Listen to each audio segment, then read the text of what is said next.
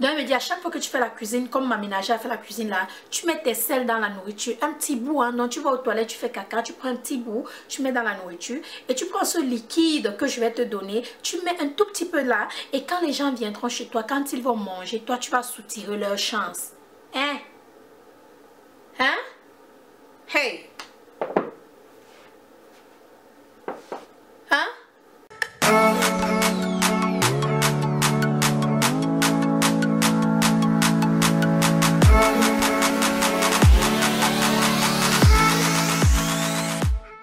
Quand les gens vont venir chez moi là, hein, moi je vais aller aux toilettes, hein, pendant que je fais la cuisine là, je vais chier, je vais mettre dans la nourriture, je vais prendre ta potion magique, je vais mettre une goutte dedans, les gens vont venir manger, je vais soutirer leur chance, hein. Elle me dit oui, je dis et après, elle me dit c'est tout, après 1 mois, 2 mois, on va t'appeler un numéro inconnu, on va te donner rendez-vous dans un hôtel, tu vas aller dans cet hôtel là, tu vas trouver un sac d'argent qui t'attend. Je dis hein. Un sac d'argent. Apparemment combien? Elle me dit ça dépend hein, de combien de personnes mangent ta nourriture. Le plus de gens mangent ta nourriture, le plus d'argent tu te fais. J'ai dit ah bon? Toi tu t'es déjà fait combien? Elle me dit ben tu vois où je vis non? Tu vois comment je vis non? J'ai dit ah. Donc la nourriture que tu as fait aujourd'hui là, donc si je mangeais tu allais prendre mes chances. Elle me dit ça allait juste être un surplus. Comment? Si tu es d'accord, tu vas avoir les chances d'autres personnes. Donc vas-y mange. J'ai dit vas-y mange. Moi manger. J'ai dit à ma cousine, maman, peut-être que ça compte pas.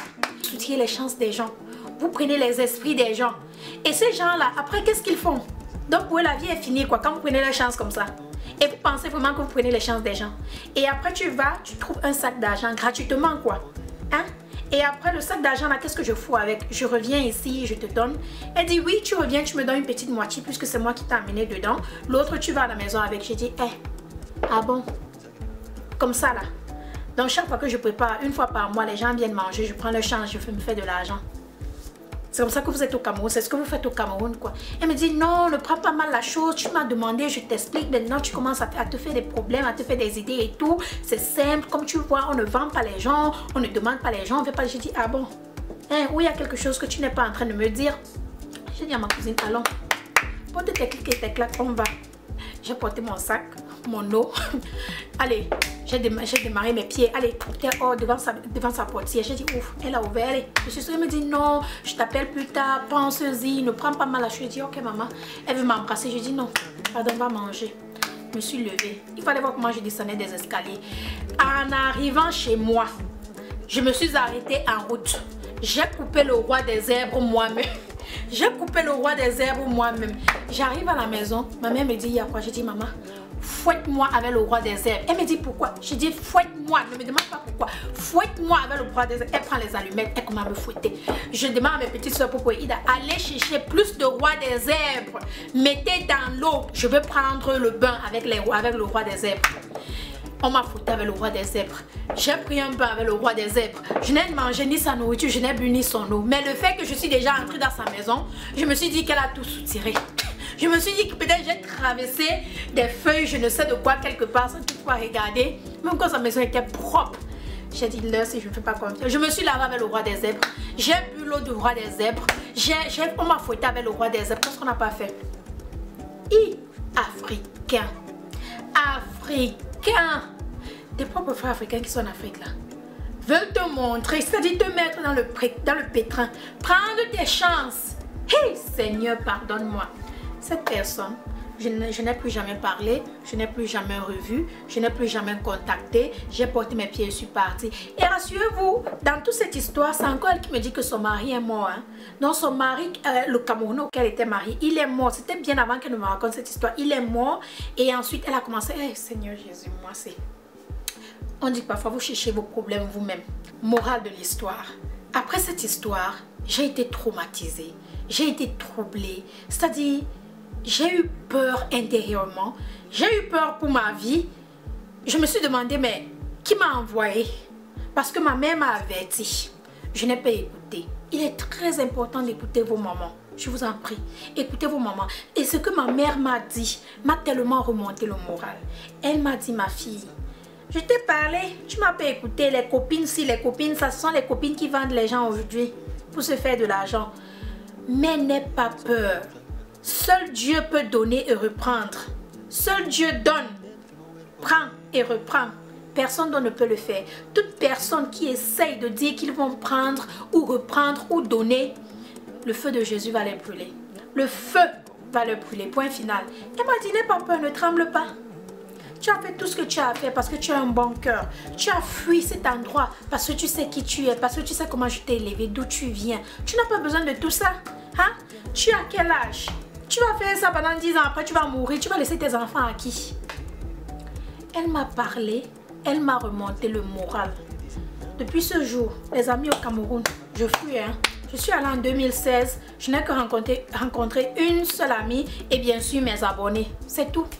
Je fuis les gens au Cameroun depuis ce jour. Dans la vie, apprenez à vous contenter de ce que vous avez. Ne regardez pas ce que les autres ont. Ne vous laissez pas éblouir. Ne vous laissez pas... comment dirais-je un mot là, hein? Ne laissez pas que ce que l'autre a vienne vous déstabiliser le moral. Non, parce que on dit souvent, ne jugez pas quelqu'un sans toutefois avoir porté la chaussure de la personne. Hein? Parce que ce qu'elle fait là, il faut avoir le cœur pour faire ce genre de choses. Hein? Il faut avoir un cœur, ou peut-être il ne faut même pas avoir de cœur pour faire ce genre de choses. Donc, il ne faut pas voir quelqu'un qui a des maisons, des immeubles, des voitures et dire que, hey, moi aussi, si je pouvais avoir ça. Parce que si on te dit ce que cette personne fait pour avoir tous ces trucs-là, et on te demande de faire les mêmes choses, tu risques de ne pas le faire. Je vous parle avec expérience. Donc, contentez-vous de ce que vous avez. Autre chose, si vous êtes en Occident et vous allez en Afrique rendre visite, et vous pouvez rendre visite à une amie comme celle-là, qui n'est même pas mon amie là, hein, et elle vous demande de venir faire des bêtises, rendre visite, des trucs comme ça, partez avec votre maman. Partez avec quelqu'un qui va vous protéger. Ne partez jamais seul. Bref, ne partez même pas. Ne partez même pas. C'est ce que je vais vous dire. À cet âge aujourd'hui, si 2013 c'était aujourd'hui, je ne pouvais même pas y aller. Je ne pouvais même pas y aller, que je cherchais quoi? Que je cherchais quoi que je n'ai pas? Autre chose, les copinages là.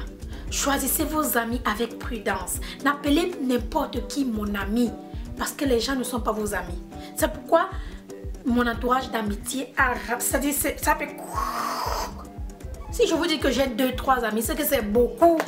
C'est beaucoup parce que c'est tout ce que j'ai. Pas plus, pas moins, je ne veux pas. Je veux pas 5, je veux pas 6, je veux pas de côtoyage, je veux pas qu'on... Non, je suis bien où je suis. Hein?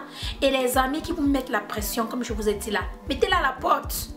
Car tout le monde a sa vie. La famille, voilà juste une histoire qui m'est arrivée et je ne l'ai pas cru. Je n'arrivais pas à le croire, je n'arrivais pas à croire mes yeux, mes oreilles. C'était incroyable, c'était pas vrai, c'était comme un rêve.